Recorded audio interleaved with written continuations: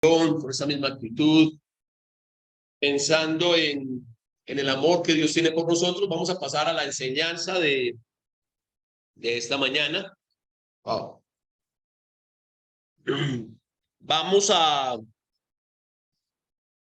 Hoy quiero hablar de un tema con todos ustedes que el Señor ha puesto en mi corazón. Y yo sé que todos, hermanos, todos nos ha pasado. Arrancamos el cristianismo y empezamos esa relación con Dios. Y la relación con Dios es una relación de amor. Y con nosotros funciona exactamente igual a como funcionan todas nuestras relaciones amorosas. Tenemos unos picos altos, ¿sí? Donde estamos melosos, donde somos intensos, donde a toda hora queremos saber de la otra persona. Llegan momentos en los que como que entramos en una línea recta, estamos como en stand-by. Bueno, no en stand-by en el sentido de si estar o no estar, sino si estamos, pero cuando yo estaba en la escuela bíblica, hay un profesor, Arturo Puente, él me decía, yo soy de poco, o era muy de poco expresar mis sentimientos. Todavía se me cuesta expresar ciertos sentimientos. Entonces Arturo me decía, Leo, vos vas a tener problemas cuando te cases. Y yo, ¿por qué? Porque vos pareces ser la típica persona de yo te amo y el día que deje de sentirlo te lo digo. Y yo, algo así. Algo así, por ahí vamos. Es como que entramos ahí. Pero también a veces entramos en desánimo. ¿Quién no se ha desanimado espiritualmente? ¿Quién no? Pasa lo mismo. ¿Quién no se ha desanimado estando en una relación amorosa? ¿Quién no ha sentido como estar en ese down, en ese bajón de... Sí. Y ahí es cuando decimos como que es que ya no siento lo mismo. No sé. O sea, ya no tengo la carita así. Ya no tengo así. O sea, ya pasé de carita de ponqué a tortica hoy. Ya, así como. ¿Y estás con alguien? Sí. ¿Y están bien? Sí. Estamos felices. Uno va. O sea, qué chévere. O sea, algún día quiero. Solamente nos pasa lo mismo. Hay momentos en los que estamos, hay días en los que estamos en unos picos altos, estamos súper conectados con el Señor, estamos como, qué chévere, esto es lo mejor. Llegan momentos en los que estamos como, yo voy el domingo, like. Y hay momentos en los que nos sentimos desanimados. Hay momentos en los que por las circunstancias de la vida nos sentimos bajitos espiritualmente. Y es en esos momentos en los que yo digo, hermano, pero es que no sé qué pasa, lloro. O sea, ya no siento ni siquiera la conexión que sentía antes con mis oraciones. ¿Les ha pasado eso? Que están orando o han orado y como que ustedes dicen, a esto le faltó algo, ¿qué no dije? ¿O será que ya estoy solamente repitiendo lo mismo de siempre? ¿Sí? Y es ahí donde nosotros necesitamos esforzarnos en la gracia divina. Hoy vamos a aprender a esforzarnos en la gracia divina. ¿Cómo entender esta expresión bíblica? Porque es una expresión bíblica. Esforzarnos en la gracia divina es una expresión bíblica. Sabemos que en la vida del ministerio, los que tenemos un ministerio, o sea, todos tenemos un ministerio dentro de la iglesia, y usted esté desarrollando el suyo, que no haya visto cuál, que no se haya querido involucrar, eso no quiere decir nada. Eso también es una señal de que, hey, venga, eso es para que nos pellizquemos, ¿cierto? Y en nuestro caminar cristiano necesitamos ser fuertes, valientes, osados, y no escatimar en esfuerzos y en sufrimiento por nuestro Señor. ¿De dónde tomaremos esa fortaleza? Y ese es el consejo que Pablo le da a Timoteo. Esfuérzate en la gracia que es en Cristo Jesús. En esta reflexión vamos a buscar comprender cómo es posible esforzarnos en ese precioso regalo inmerecido de la gracia divina. Segunda de Timoteo es una de lo que se conocen como las cartas o epístolas pastorales. El apóstol Pablo ya está anciano, su vida está llegando a su fin y está a punto de ser sacrificado por el testimonio de Cristo y la obra de Dios sigue siendo una preocupación grande en el corazón de Pablo. Ese es el contexto histórico de Segunda de Timoteo. Pablo está ya en lo último de su vida, está en el encarcelamiento en Roma, pero él no está preocupado y no está quejándose, Señor, y porque a mí, y si ves, me hubiera quedado yo siendo perseguidor de la iglesia y no me estuvieran persiguiendo a mí como lo están haciendo. Pronto Dios diciéndole, tienes un poco de tu propia medicina, ¿sí? Sin embargo, Pablo no está preocupado por eso. Pablo tiene una preocupación y es, ¿qué va a pasar con las iglesias? ¿Qué va a pasar con la obra del Señor cuando yo no esté? ¿Cierto? Esa era la preocupación que tenía el apóstol. De tal modo que necesita asegurarse que a su partida la obra continúe. De este modo está instruyendo a su amado hijo en la fe, joven Timoteo, ¿para qué? A hacer una obra con excelencia, a mantenerse en la sana doctrina, a ser fuerte a la oposición y a soportar el sufrimiento que conlleva el ministerio y la vida cristiana. Eso, mis hermanos, Timoteo probablemente estaba atravesando un tiempo de debilidad, de indecisión. Es posible que dudara de su llamado y con esta carta Pablo va a expresarle su más grande deseo. Esfuérzate en la gracia divina.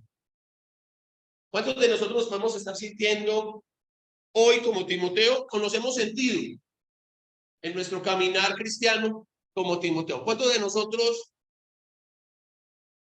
de pronto hoy no dijeron, qué chévere, es domingo, me voy a ir a reunir, voy a estar con los hermanos, pero sobre todo voy a estar alabando y glorificando el nombre de Jesús? Tal vez muchos nos levantamos así, pero quizás alguno se levantó como, pues toca ir. No quiero ir, pero tengo. No quiero ir, pero capaz que si no voy, ¿quién se aguanta, Néstor, llamándome? ¿Usted por qué no me venga? ¿Usted por qué no viene? ¿Sí? Porque cuando yo pregunto por alguien que no está aquí hoy, normalmente se van así pregunto. ¿Sí? Entonces, este es un consejo que también es para cada uno de nosotros, a los que Dios ha puesto en su iglesia, los que formamos parte de su reino. ¿Por qué? Porque todos pasamos por ahí. Todos hemos pasado por ese momento. El texto de referencia lo encontramos en 2 de Timoteo, capítulo 2, versículo 1. Tú pues, hijo mío, esfuérzate en la gracia que es en Cristo Jesús, dice la Reina Valera del 60, y la Nueva Biblia de las Américas dice, tú pues, hijo mío, fortalécete en la gracia. Son dos traducciones, hay muchas otras, pero solamente trae esas dos. Voy a pasar aquí leyendo traducciones únicamente. Entonces, ¿cómo esforzarnos en la gracia divina? Esa es la pregunta. ¿Cómo es que me tengo que esforzar en la gracia? Porque recordemos que la gracia es un don inmerecido. Regalaron algo que no merecíamos, ya la tenemos. Y aquí es donde nosotros comprendemos de que la fe es movimiento. A mí me encanta la definición de fe que da Claudia. ¿Cuál es qué es la fe, Claudia? ¿Fidelidad qué? A completa. Fidelidad a la palabra de Dios. Ahí me encanta. Fidelidad a la palabra de Dios. Ok, me dieron la gracia, por fe la recibo, por ser fiel a la palabra. Entonces, ¿cómo es eso de que esforzar si ya me la regalaron? Ojo, Pablo no nos está diciendo esfuércese para ganar la gracia. No, nos está diciendo que nos esforcemos por mantener la gracia. O que cuando nos sintamos muy débiles, nos tomemos la vitamina de la gracia, en la versión de la Biblia de las Américas. Esta gracia es en Cristo. ¿Cómo podemos esforzarnos en ella? Es fuerza. Esta palabra indica varias cosas. La palabra esfuérzate nos va a indicar varias cosas. Es hazte fuerte. Vamos a hacernos fuerte en la gracia de Dios. Necesitamos hacernos fuerte en la gracia de Dios. Es decir, vamos a mantener una posición. Mantenernos en una posición. ¿Cuál posición? Es la pregunta. Pues la posición es la siguiente.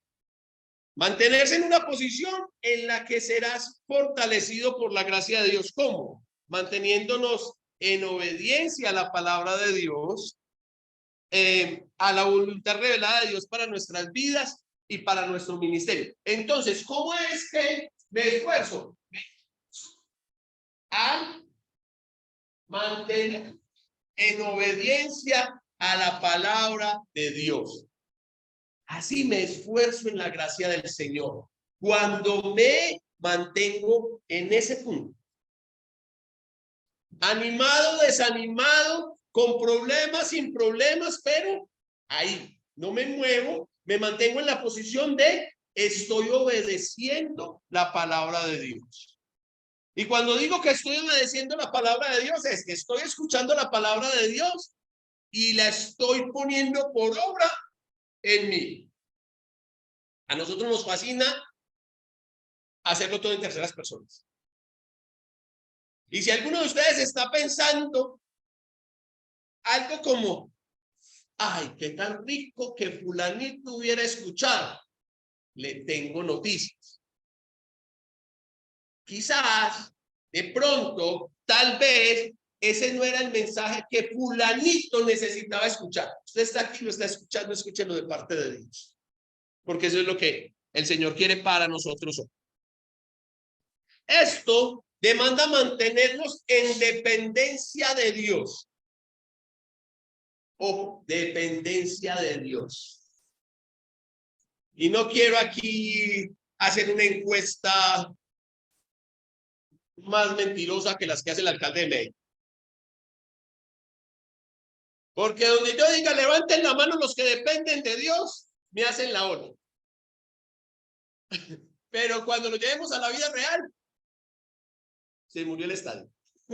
¿Sí? Entonces, déjenlo ahí, contéstese en su corazón. ¿Qué tanto está dependiendo de Dios? Entonces, nosotros dependemos en dependencia de Dios por medio de una oración constante, sincera, cada. Esa es una forma de yo esforzarme en la gracia. Me mantengo en la voluntad de Dios y me mantengo enfocado en la oración. Pero ojo, una oración centrada en los propósitos de Dios y no solamente en nuestras necesidades terrenales. Ahí cambia un poquitico la situación en el concepto de oración. No, o no en el concepto, en la forma en la que oramos.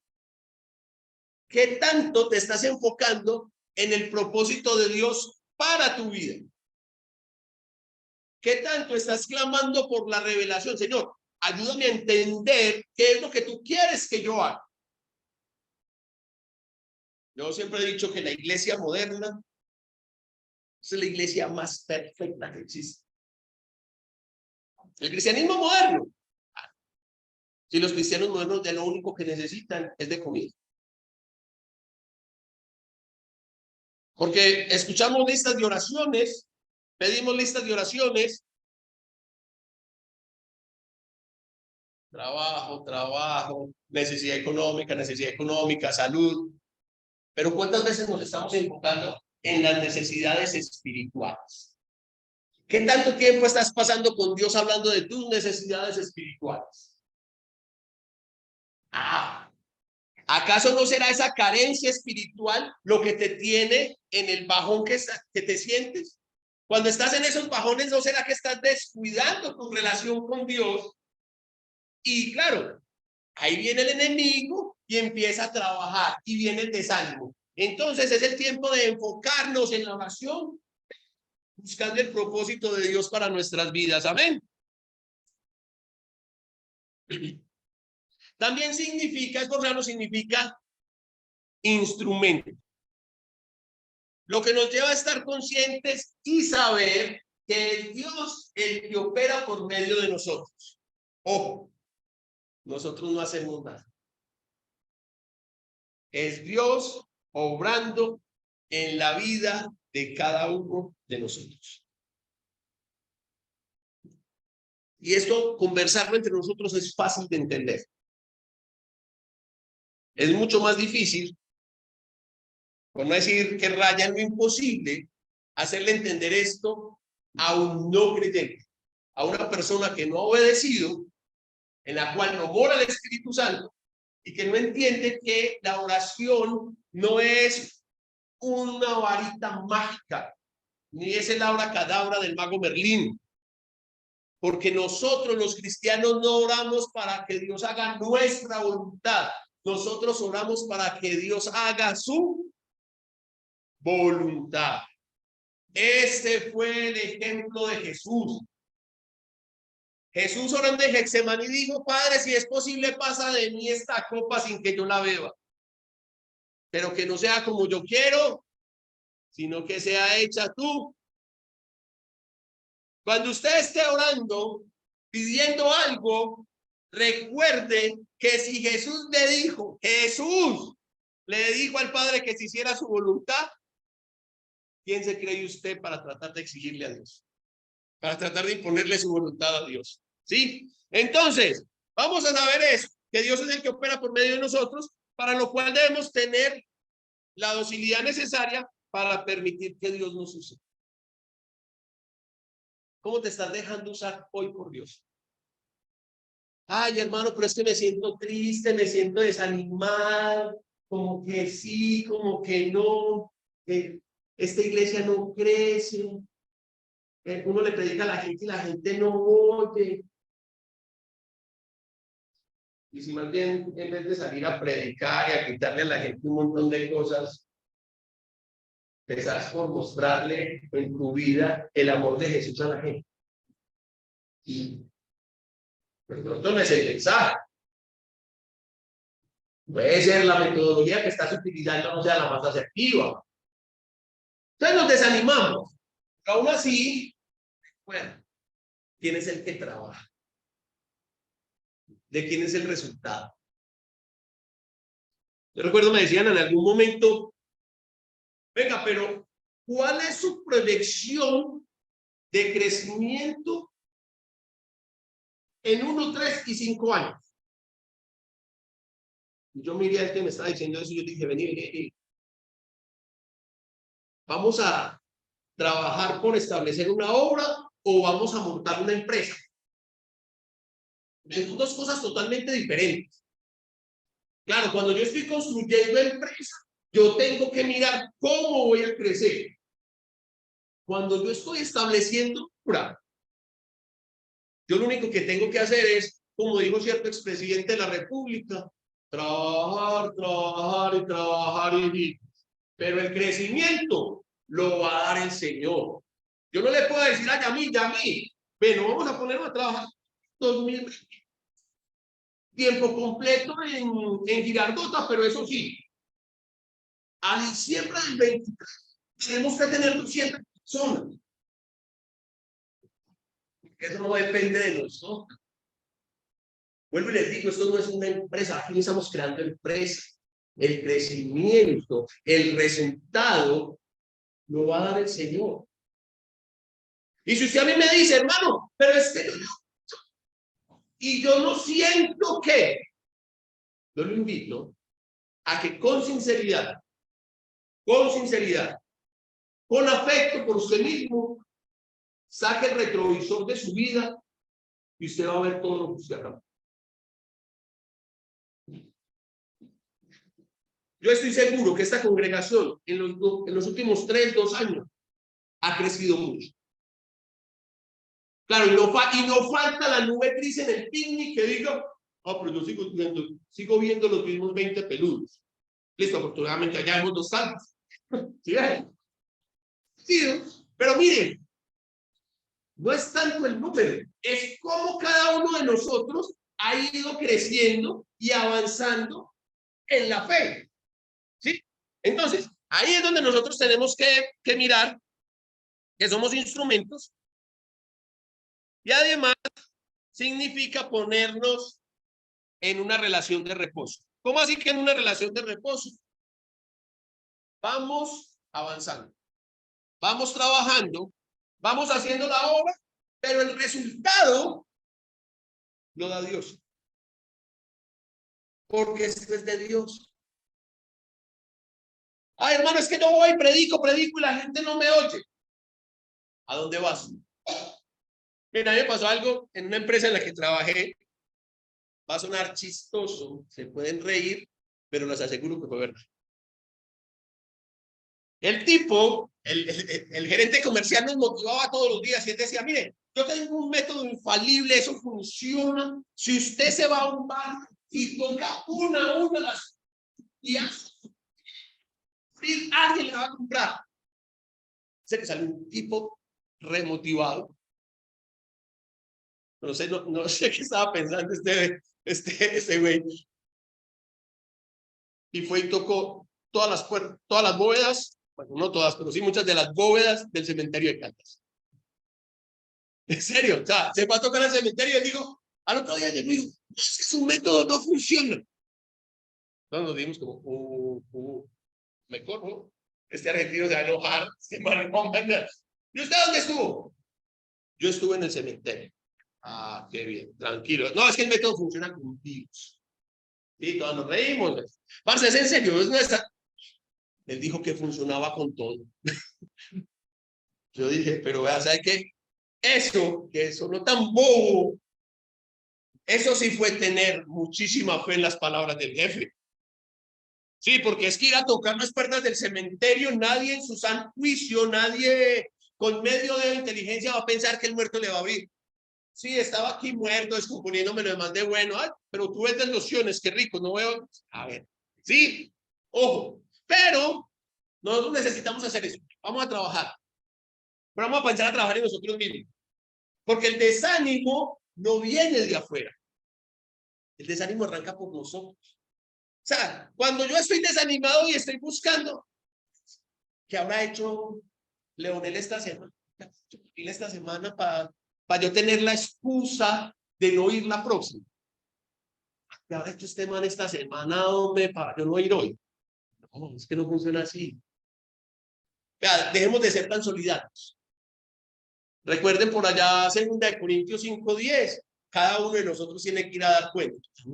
Ninguno de ustedes, preocúpense por responder por ustedes. Ninguno tiene que responder por uno.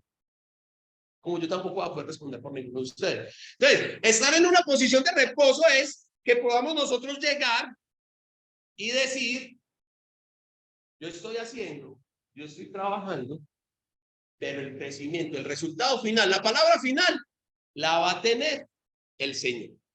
¿Sí? Entonces, la gracia que es en Cristo Jesús.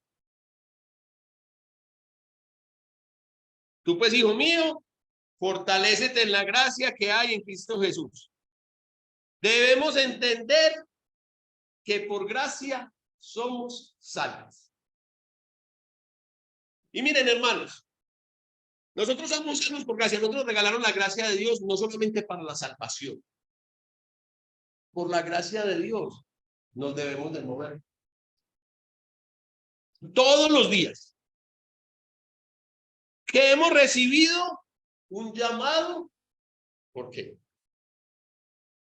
Por gracia. A ustedes son muy especiales. Ustedes son muy queridos para Dios. La verdad es esa. Sin embargo, por especiales que sean y queridos que hayan sido para Dios, ¿qué fueron ustedes? Ninguno cumple con los requisitos para decir, vea, él merecía estar en el cuerpo de Cristo. Ninguno. De los aquí presentes y los que están en la transmisión, tampoco, ustedes tampoco. Entonces, recibimos un llamado por la gracia de Dios y somos capacitados continuamente por la gracia divina para desarrollar ese llamado conforme al propósito divino, la gloria de Dios. Que su nombre se conozca donde aún no se conoce y que su luz ilumine donde hay tinieblas. Pero ¿cómo es que vamos a hacer eso? No se pierdan la próxima semana, que es donde vamos a terminar esta reflexión. Por su atención, muchísimas gracias. Dios me los bendiga. Vamos a ponernos en pie. Vamos a despedir el servicio con una palabra de oración.